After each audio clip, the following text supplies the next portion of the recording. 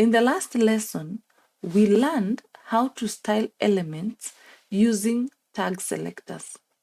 For example, targeting all images or H1 elements and giving them styles like color, font size, and background.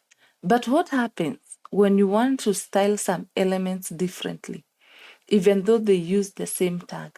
That is where class selectors come in. And these ones are game changers for real-world websites. What is a CSS class? In HTML, a class is an attribute you assign to an element to give it a specific name for styling or scripting. And in CSS, you target that class using dot, the full stop, the dot before the class name. And you can reuse the same class name on multiple elements if you want them to share the same style. This is how it is written. Let's say you've added 2 different images to your website. Like now in my website, I have 2 images. I have my picture and I have a laptop. And now I want my image to have a green background. And I want the laptop image to have a red background. If I just style the image tag directly in CSS, it will affect both images the same way. And that's not what we want.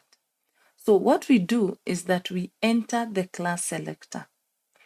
We give each image a class of its own. So we are going to give it its own identity.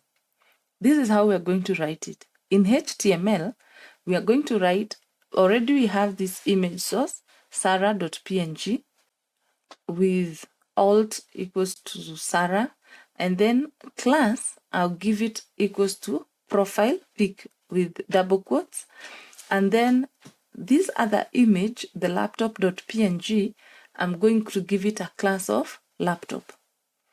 In the CSS file, the external CSS file, I want you to go there, click on it, and I want you to add write.laptop, open and closing curly braces, and I want you to put background-color red, and then .profile pic, background-color full colon green. Now, both images are styled independently, even though they are both image elements. Okay? You can practice with other elements in the page. The other thing I would like to talk about now is what we call comments in your CSS. Comments, they do help us to stay organized. And you can add comments also in your CSS files. And how do we write comments? We had discussed what comments are in our HTML lesson. And this is how we write our comment. It starts with /, then asterisk, and end with asterisk and /.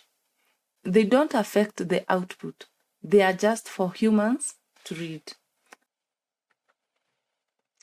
I want you to add one more image in your website, maybe a tablet or any other image, and I want you to give it a class and style it uniquely, following the same steps that you have learned. Make sure the class name in HTML matches the CSS selector exactly. For example, if you called your class equals smartphone, then it must match .smartphone in CSS. Don't forget the semicolon at the end of each CSS rule. If you want to explore more properties, visit the documentation in the description below. In the next lesson, we'll look at ID selectors and how they compare to classes. So for that and more, I'll see you in the next lesson.